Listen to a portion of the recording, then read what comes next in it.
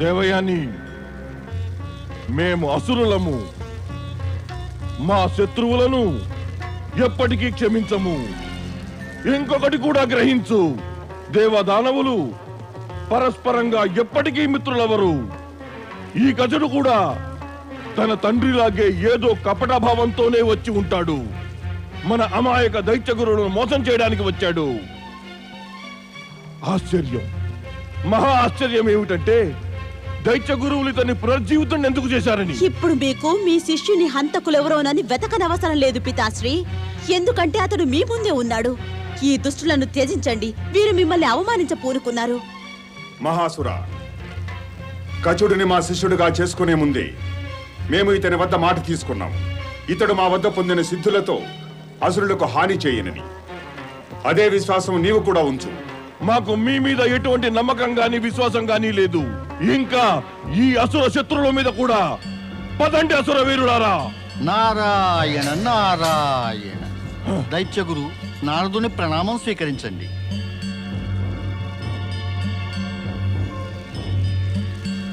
దైత్యరాజా, మీరు చూస్తున్నారా? దైత్య గురువుల ఆశ్రమం మన శత్రువుల గుప్తచారులకి కేంద్రం అయిపోయింది. ఇంత స్వతంత్రంగా స్వేచ్ఛగా దైత్య శత్రువులు ఇక్కడికి రావడం మేము ఎప్పుడు చూడలేదు దైత్యరాజా.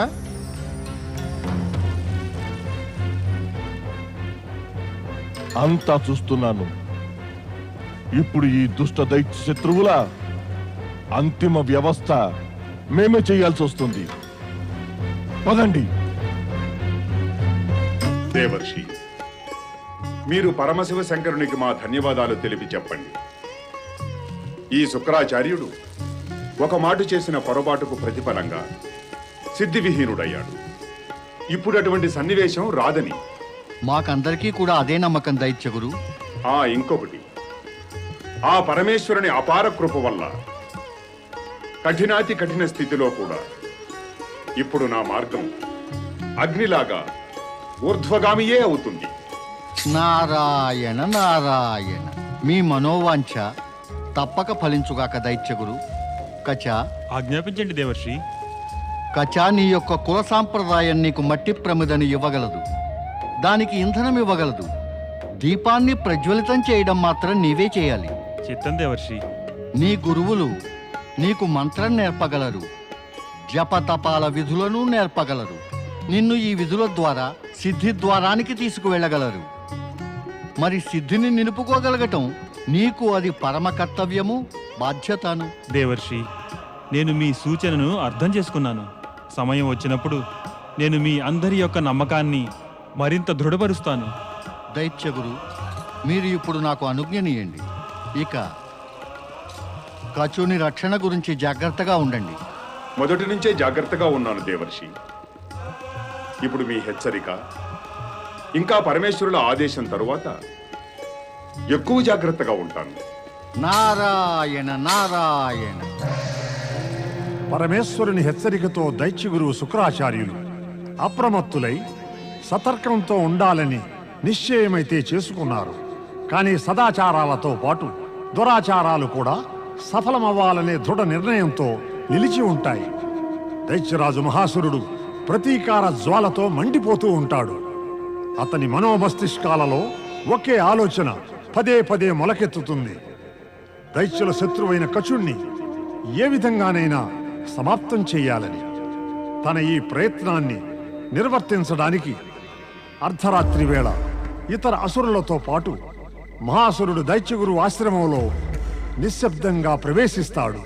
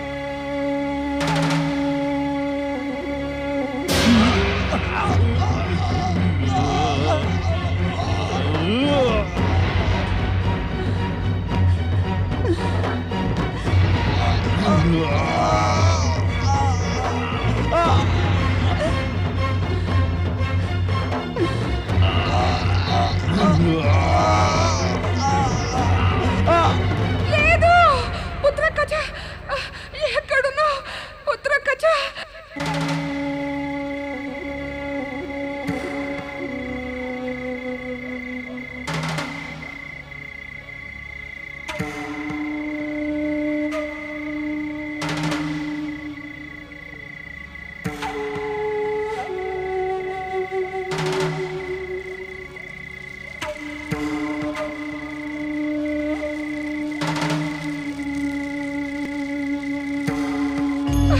స్వామి,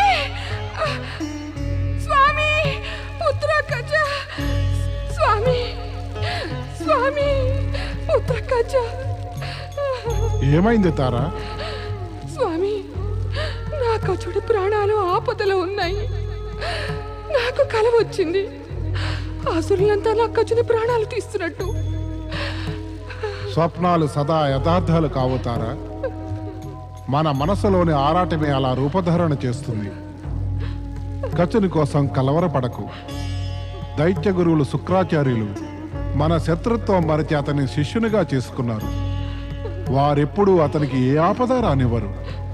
ఇదొక కల కాదు స్వామి, ఒక మాతృ హృదయ అనుభూతి. మీరు మీ దివ్య దృష్టితో చూడండి, మన ప్రియ కచుడికి ఏమీ కాలేదు కదా. ఓం నమః శివాయ.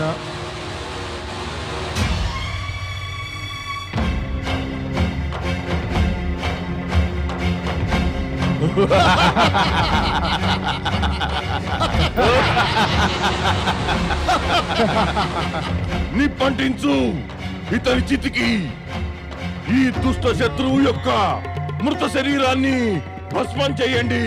దైత్యరాజు మహాసురునికి, దైత్యరాజు మహాబలి మహాసురునికి, దైత్య జాతి ఉద్ధారకుడు మహాబలి మహాసురునికి. ఓం నమః శివాయ. నా పుత్రుడు కచునికి ఏమీ కాలేదు కదా, అతడు కుశలమే కదా. తారా, నీ పుత్రుడు నిజమైన శివభక్తుడు. పరమేశ్వరునికి అతనిపై అపార అనుగ్రహం ఉంది.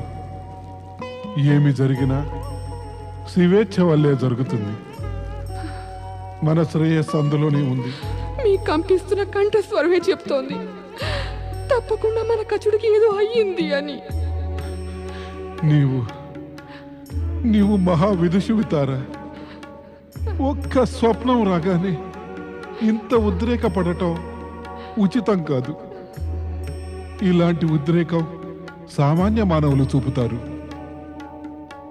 చూడుతారా, మన పుత్రుడు కచునికి ఏమైనా అయి ఉంటే నేనింత ప్రశాంతంగా ఉంటానా?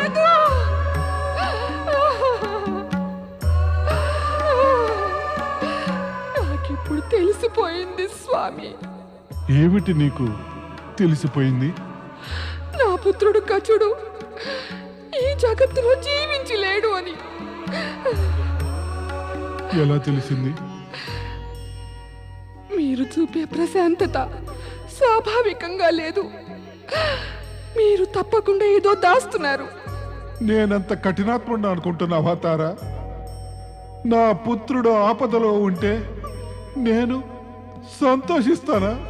మీరు కఠినాత్ములు కాదు స్వామి, కానీ నేనేదో కాల్పనిక స్వప్నాన్ని చూడలేదు.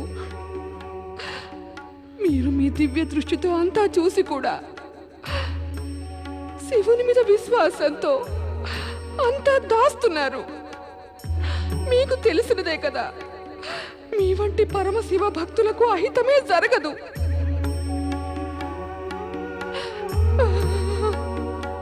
ఒక మాతృ హృదయంలోని భావాలను ఒక తండ్రి గ్రహించలేడు.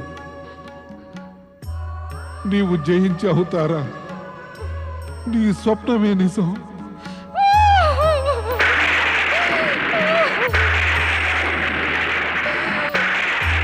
మన కచుడు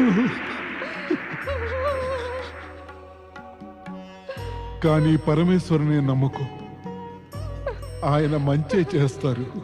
ఈ మాట చెప్పడానికి మీరు ఎంతసేపు చేశారు స్వామి, ఎంతసేపు చేశారు?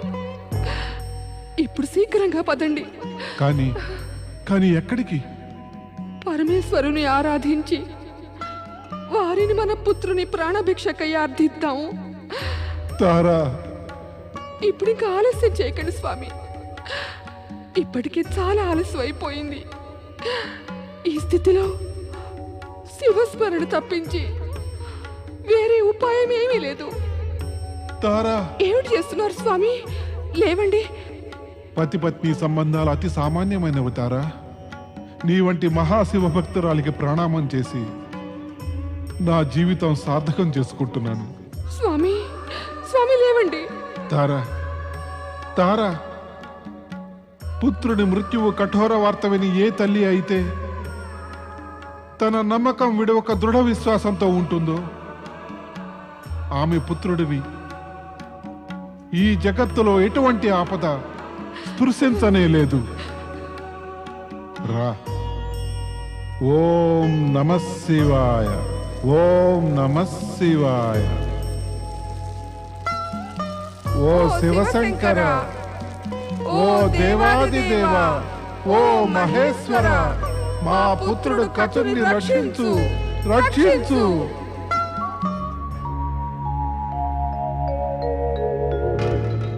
కచా! దైత్య గురువుల శిష్య కచా! ఎక్కడున్నావు నువ్వు? కచా! దేవయాని, దేవయాని, దేవయాని, అసురులు నన్ను చితిలో కాల్చివేశారు. ఇప్పుడు నీవు నన్ను పొందలేవు. అయ్యో కచా! కచా! నీకేమైపోయింది? పితాశ్రీ! పితాశ్రీ! పితాశ్రీ! ఆ దుష్టాసురులు నా ప్రియ కచుడిని భస్మం చేసేశారు. నా ప్రేమను భస్మం చేసేశారు. ఓం అజ్ఞాయే స్వాహ, ఓం అజ్ఞాయే స్వాహ.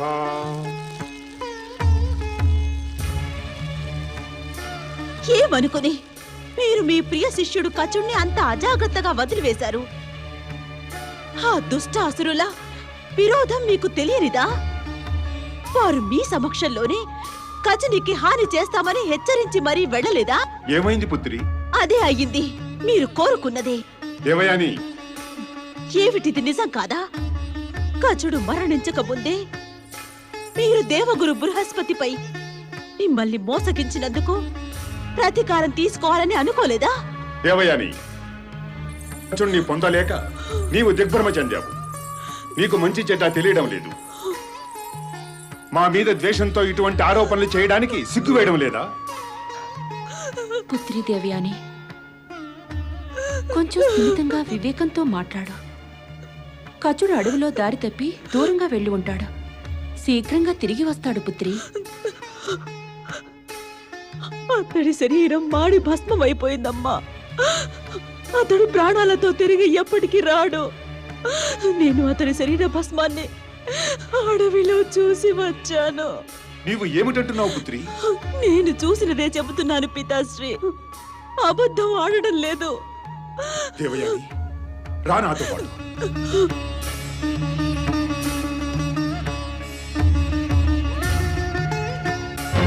దైత్యగురు, దైత్యగురు తమ శిష్యుడు కచుని ప్రణామం స్వీకరించండి.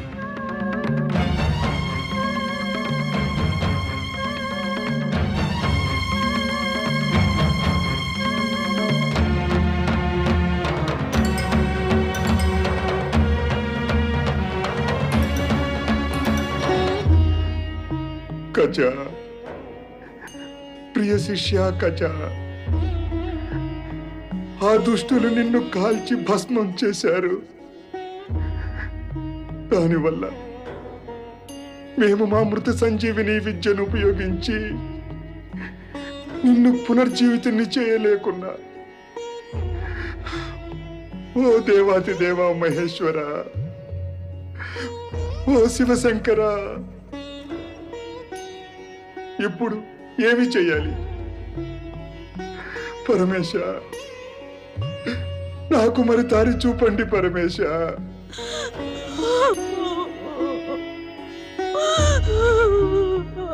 పుత్రి,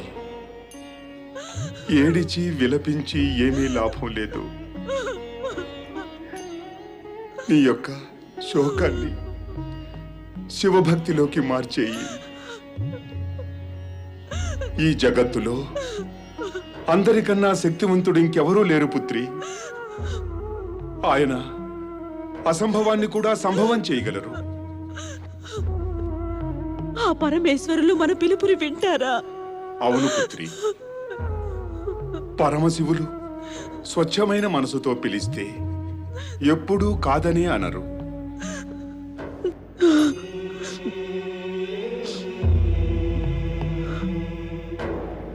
ఓం నమః శివాయ.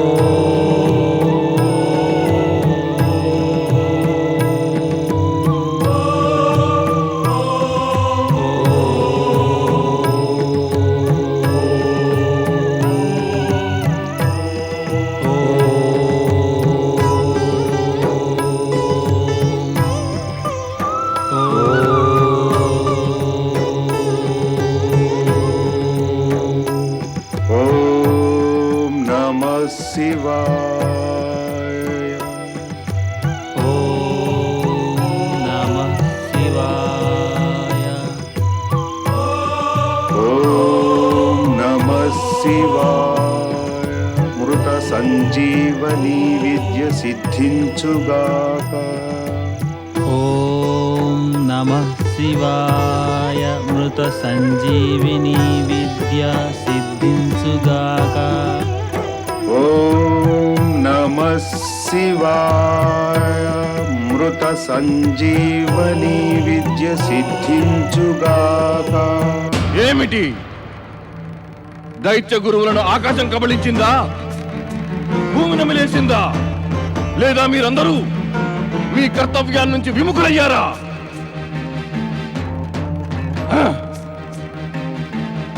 సమాధానమియండి. ఏమిటి మీరందరూ దైత్య గురువు శుక్రాచార్యుల వలనే దైత్యమాత దితికి వ్యతిరేకంగా పన్నాగం పన్ని దేవతలతో సఖ్యం చేశారా? మాతాదితికి వ్యతిరేకంగా పన్నాగమా? అవును, దైత్యమాత దితికి వ్యతిరేకంగా పన్నాగం. దైత్య జాతిని శాశ్వతంగా నాశనం చేయడానికి పన్నాగం. ఏమిటి మీరు అంటున్నది దైత్యరాజా? నిజంగా అంటున్నాను నేను. బ్రహ్మ, విష్ణు, మహేశ్వరులు తదితర దేవతలు అందరూ కలిసి మన దైత్యులకు వ్యతిరేకంగా ఒక భయంకరమైన పన్నాగం పన్నారు. దైత్య జాతిని చిన్న భిన్నం చెయ్యాలనే పన్నాగం. ఈ పన్నాగం కోసమే బృహస్పతి ఇక్కడికి మాయా రూపంలో వచ్చాడు. ఈ పన్నాగం వల్లనే ఈనాడు శుక్రాచార్యుడు తమ ప్రియ దైత్య జాతిని విడిచిపెడుతున్నాడు. నాకు ఎంతో బాగా తెలుసు. మన గుప్తచరులు సేనాపతి కూడా ఏదో ప్రలోభం కారణంగా దేవతలకు సహాయపడుతున్నారు. మాకు వ్యతిరేకంగా వేసిన పన్నాగాన్ని ఇంకా ఎక్కువ బలపరుస్తున్నారు. లేదు లేదు లేదు లేదు దైత్యరాజా, మీరు మా యొక్క విశ్వసనీయతను ఎన్నడూ సందేహించకండి. మా యొక్క సందేహం ఏ క్షణంలో బలపడుతుందో అదే క్షణం మీ జీవితాలకి అంతిమ క్షణం అవుతుంది. మా నరాల్లో ప్రవహించే రక్తం దైత్య జాతికి ఉపయోగపడితే అదే మాకు సౌభాగ్యం అనుకుంటాము. కానీ మమ్మల్ని సందేహించకండి దైత్యరాజా. మేము దైత్యమాత దితిపై ఆనవేసి చెప్తున్నాం.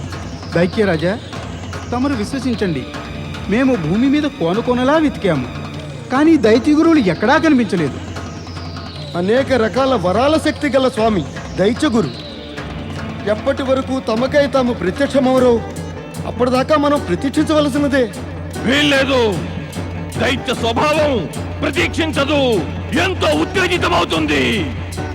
అవసరమైతే భూమిని బద్దలు కొట్టైనా ఆకాశాన్ని ముక్కలు ముక్కలు చేసైనా సరే మీరు ఏ పరిస్థితిలోనైనా దైత్య గురు శుక్రాచార్యులను మా సమక్షంలో ప్రవేశపెట్టండి. వెళ్ళండి. తమ ఆజ్ఞ దైత్యరాజా.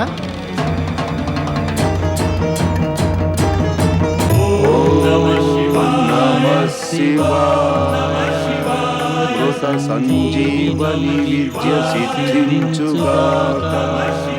ఓం నమః శివాయ. మృత సంజీవని విద్య సిద్ధించుగాక. నమః శివాయ. మృత సంజీవని విద్య సిద్ధించుగాక. ఓం నమః శివాయ. మృత సంజీవని విద్య సిద్ధించుగాక. ఓం నమః శివాయ. మృత సంజీవని విద్య సిద్ధించుగాక. ఓం నమః శివాయ. మృత సంజీవని సిద్ధించుగాక. ఓం నమః శివాయ. మృత సంజీవని సిద్ధించుగాక. ఓం నమః శివాయ. మృత సంజీవని సిద్ధించుగాక. ఓం నమః శివాయ. మృత సంజీవని సిద్ధించుగాక.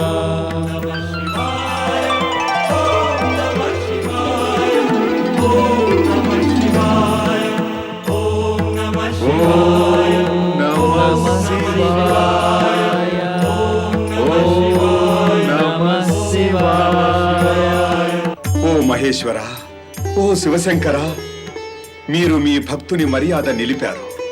మీకు నా శతకోటి ధన్యవాదాలు. ప్రియ శిష్యాకజ. ఏమాజ్ఞ గురుదేవా? శిష్యాకజ, ఈ చరాచర జగత్తులో నువ్వొక్కడివే నా అంత వాడివయ్యావు. నీకు శివశంకరుల కృప వల్ల మృత సంజీవని సిద్ధి లభించింది. నేను ధన్యుని గురుదేవా. నా వంటి అజ్ఞానిపై అట్టి కృప మీ యొక్క కృప వలనే సంభవమైంది. ఇప్పుడు నీవు విముక్తుడవు కమ్ము శిష్య. ఎలా? నేను బయటికి ఎలా రాగలను గురుదేవా? చింతించక పుత్ర, ఇప్పుడు నీవు మృత సంజీవని విద్యా సిద్ధిని పొందావు. నా ఉదరాన్ని చీల్చుకుని బయటకు రా. వద్దు గురుదేవా, వద్దు. అది అసంభవం. నా యొక్క స్వార్థం కోసం నేను మా గురువు ప్రాణాలకు ఆపద తేవాలా? ఇటువంటి మార్గం నేనెన్నడూ స్వీకరించను. నీవిది అంగీకరించక తప్పదు. అన్య మార్గమేదీ లేదు వత్సా. వద్దు గురుదేవా, వద్దు. అది నా వల్ల కాదు. గురుదేవా, నాకు తెలుసును, మీ జీవితానికి ఆపదలెన్నిటినో తెచ్చిపెట్టి నేను దానిని మళ్ళీ సురక్షితం చేయగలను. అది తెలిసి ఉండి కూడా నీ ఉద్విగ్నతకు కారణమేమిటి? నేను ఒక్క క్షణం పాటు కూడా మీకు బాధలను కలిగించలేను గురుదేవా. మరి అదే నీ గురువు యొక్క ఆజ్ఞ అయితే? కచ, నీవు వాస్తవానికి బృహస్పతి పుత్రుడు అనిపించుకునేందుకు యోగ్యుడవు. గురువుల పట్ల నీ సమర్పణ భావం విస్మరించలేనిది. కానీ నేను పరమేశ్వరులకు మాట ఇచ్చాను. కఠినాతి కఠిన పరిస్థితిలో కూడా నా మార్గం అగ్నిలాగానే ఊర్ధ్వగామిగా ఉంటుంది. ఇది నీకు కూడా పరీక్షయే వచ్చా? చాలా కఠినమైన పరీక్ష ఇది. దీనిని నువ్వు గురుదక్షిణగా కూడా భావించవచ్చు. గురువుల జీవితాన్ని సంకటగ్రస్తం చేయడం గురుదక్షిణ. నా సర్వస్వం కంపిస్తోంది గురుదేవా. హృదయం శీతలమయమైపోతోంది. కచ, మూర్ఖంగా మాట్లాడవద్దు. సాహసించి బయటకు వచ్చేయి. నీకు మా మాటల మీద నమ్మకం లేదా? మీ మాటల మీద నమ్మకం లేకపోవడం అనే ప్రశ్నే తలెత్తదు గురుదేవా. అయితే నీ మీద నీవు నమ్మకం ఉంచుకో.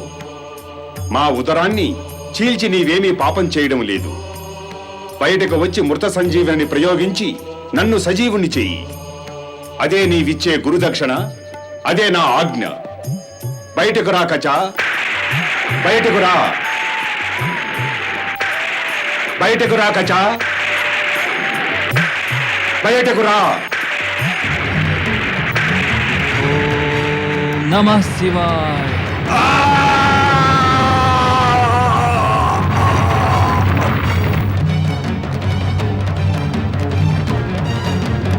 గురుదేవా, గురుదేవా, గురుదేవా, నా యొక్క స్వార్థం కోసం మీరు మీ జీవితాన్నే బలి చేసేసుకున్నారు. మీ మృత్యువు కోసం నేను బాధ్యుణ్ణయ్యాను.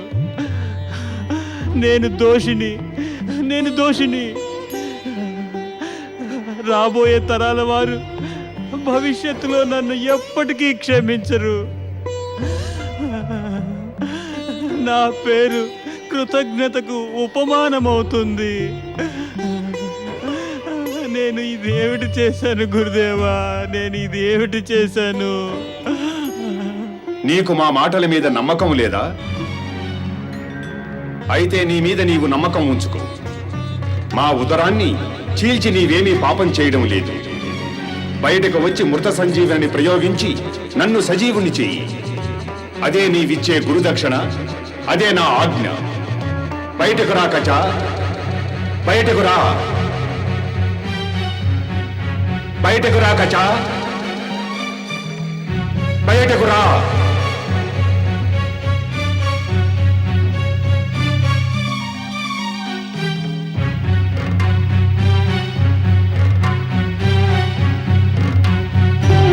తమరి ఆజ్ఞ శిరోధార్యం గురుదేవా. నేను మిమ్ములను పునర్జీవితులను చేసి నా యొక్క గురుదక్షిణ తప్పక సమర్పించుకుంటాను. ఓ దేవాదిదేవా, పరమేశ శివశంకర, తమ ఈ భక్తునిపై కృప చూపండి. ఓ మహేశ్వర, నాకు మా యొక్క గురువుల ఆజ్ఞ, నేను నా గురుదక్షిణను ఇచ్చుకునే యోగ్యతను, శక్తిని ప్రసాదించండి. ఓ మహారుద్ర, నాకు సహాయం చేయండి. నేను మా గురువును పునర్జీవితుణ్ణి చేయగలగాలి. ఓం నమః శివాయ. మృత సంజీవిని విద్య సిద్ధించుగాక. ఓం నమః శివాయ. మృత సంజీవిని విద్య సిద్ధించుగాక. ఓం నమః శివాయ. మృత సంజీవిని విద్య సిద్ధించుగాక. ఓం నమః శివాయ. మృత సంజీవిని విద్య సిద్ధించుగాక.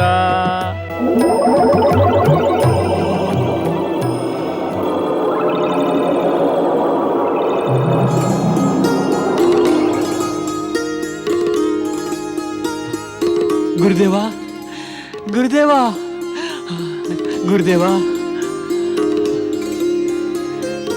గురుదేవా. ఓం నమః శివాయ. గురుదేవా, నేను ఏ ఉద్దేశ్యంతో స్వర్గలోకం నుంచి వచ్చానో అది తమ ఆశీర్వాదంతో సిద్ధించింది. నాకు మృత సంజీవిని విద్య సిద్ధించింది. ఇప్పుడు నేను ఏ మృత వ్యక్తినైనా బ్రతికించగలను. ప్రియ శిష్య కజ, వత్సా కజ, ఇదంతా శివేచ్ఛ వల్లనే సంభవమైంది. దీనిలో నీ సహకారం కూడా తక్కువేమీ లేదు. నా సహయోగమా? అవును వత్స, గురువు తన జ్ఞానాన్ని శిష్యునికి బోధించాలని చూస్తాడు. అతనిలో నీ వంటి వైశిష్ట్యం ఉన్నప్పుడే, వాస్తవం ఏమిటంటే నిన్ను శిష్యునిగా పొందడం వల్ల నేను ధన్యుడనయ్యాను. తమరు మహాత్ములు గురుదేవా. పద, ఆశ్రమానికి వెళదాం. జయంతి, దేవయాని మన ఇద్దరి కొరకు కలవరపడుతూ ఉంటారు.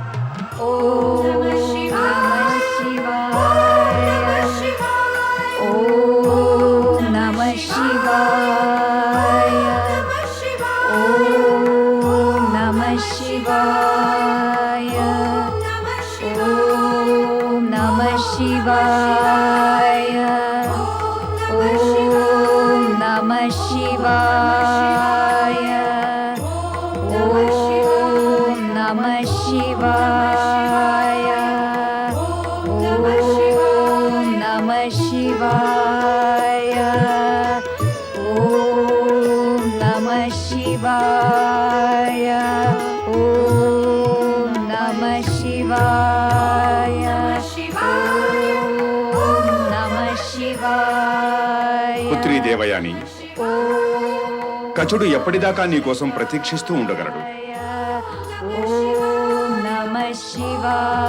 నీ యొక్క సాధనకు కొంచెం విరామమియ్యి. పుత్రి, నీ తపస్సు పరమేశ్వరుని కృప వల్ల సఫలమైంది. కజా, కజా,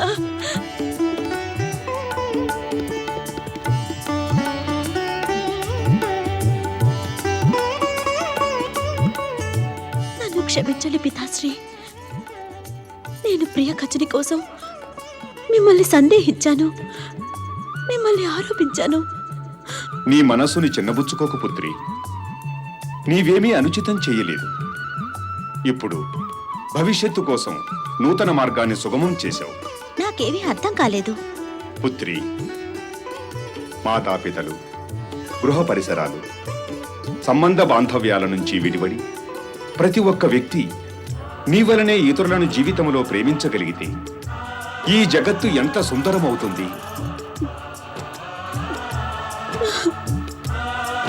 మన బాంధవ్యాలకు తిలోదకాలనిచ్చి నీవు కచుని కోసం నీ మాతాపితలను సందేహించి వినూత్నమైన ఒక నూతన సాంప్రదాయాన్ని ప్రారంభించావు.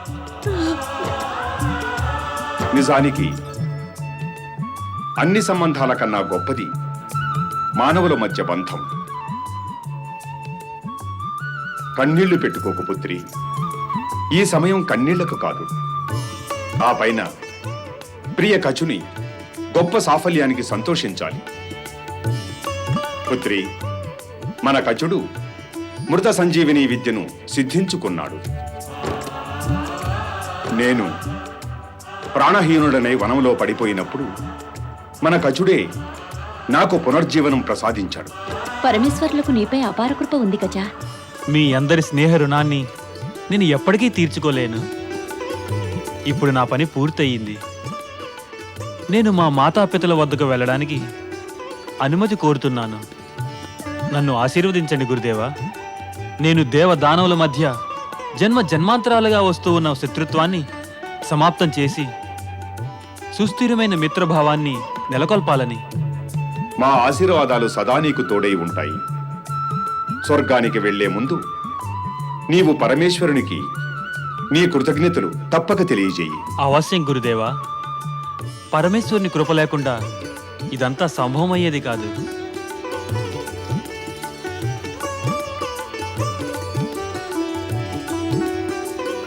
దేవయాని, నీ స్నేహాన్ని, నీ ఉపకారాన్ని నేను ఏనాటికి మరువలేను. నీ సహయోగం లేకుండా నేను ఎప్పటికీ ఈ మహాసిద్ధిని పొందలేకపోదును. నన్ను నీ చరణదాసిగా, నీకు ధర్మపత్నిగా చేపట్టి ఇక్కడి నుండి తీసుకువెళ్ళి ప్రియా. ఎప్పటి నుండో ఈ క్షణం కోసం ప్రతీక్షిస్తున్నాను. దేవయాని, ఏమిటి నీవు అంటున్నది? మానవ కళ్యాణం కోసం బాంధవ్యాలకు తిలాంజలినివ్వడం నిస్సందేహంగా మహాకార్యం. కానీ సొంత లాభం కోసం బాంధవ్యాలను పాడు చేయడం పాపం. ఎలాంటి సంబంధాలకు విలువనిస్తున్నావు నువ్వు? ఒక శిష్యుడితో గురుపుత్రి బాంధవ్యం సోదరితో సమానం, పత్నిలా కాదు.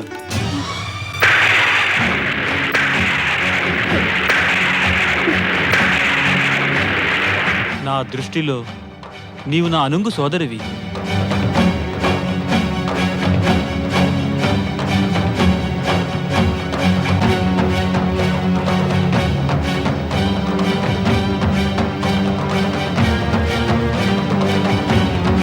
గజా, ఇది నిజం కాదు. లేదు దేవయాని, ఇది నిజం. నేను గనక ఈ బాంధవ్యాన్ని స్వీకరిస్తే ఆశ్రమ వ్యవస్థయే పాడైపోతుంది. యౌవన పుత్రిక కలిగిన పిత ఆచార్యుడైతే తన ఆశ్రమంలో విద్యార్థులకు ప్రవేశం ఇచ్చే ముందు ఈ సంఘటన జ్ఞాపకం వచ్చి భయపడతారు. పుత్రి, కచుడు సరిగ్గానే చెప్తున్నాడు. అతడు నీకు సోదరునితో సమానుడు. కాదు, ఎప్పటికీ కాదు. నేను ఇటువంటి సంబంధాన్ని ఎప్పుడూ స్వీకరించలేను. ఇది నా కోమల భావాలపై ఒక క్రూరమైన ఆఘాతం లాంటిది. నాతో వివాహం అనే అనుచిత ఉద్దేశ్యాన్ని త్యజించు దేవయాని. గురు శిష్యుల మధ్య సంబంధం కేవలం పితాపుత్రులు లాంటిది మాత్రమే. భృగువంశంలో జన్మించినటువంటి నీలాంటి శ్రేష్ఠ కన్యకు అటువంటి ఆలోచన అధర్మంతో సమానం. కాదు, నా మనసును బాధ పెట్టేటటువంటి నా కోమల ప్రేమ భావాన్ని హతమార్చే దేవగురు బృహస్పతి పుత్ర కచా, వెళ్ళు. నేను నిన్ను శపిస్తున్నాను.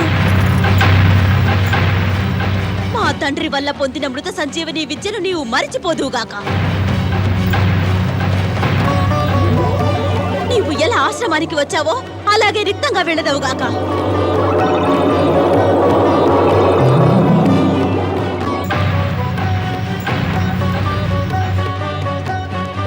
మీ కృప యొక్క స్మృతులు నా జీవితంలో చిరస్మరణీయం. ప్రణామం గురుదేవా. ఓం నమః శివాయ.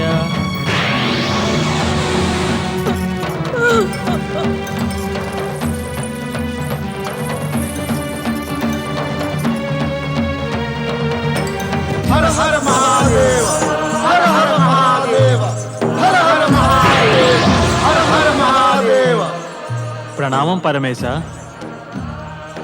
నేను మీ కృపకు కృతజ్ఞుడను పరమేశ. నువ్వు ఈ సకల జగత్తుకి ఒక గొప్ప ఆదర్శ మార్గం చూపావు కచా. అనేక పర్యాయాలు నీ ప్రాణాలను సంకటగ్రస్తం చేసుకుని కూడా నీవు సంప్రాప్తించుకున్న సిద్ధులను అధర్మానికి, అవినీతికి తలవొగ్గక సహర్షంగా త్యాగం చేసి నీవు ప్రశంసనీయ కార్యం చేశావు బృహస్పతి పుత్ర కచా. నేను చేసినది ఏమీ లేదు పరమేశ. ఇదంతా మీ యొక్క అపార కృపకు పరిణామం. ధర్మ సంస్కృతుల ఇతిహాసంలో బృహస్పతి పుత్రుడు కచుని పేరు సదా అమరమవుతుంది.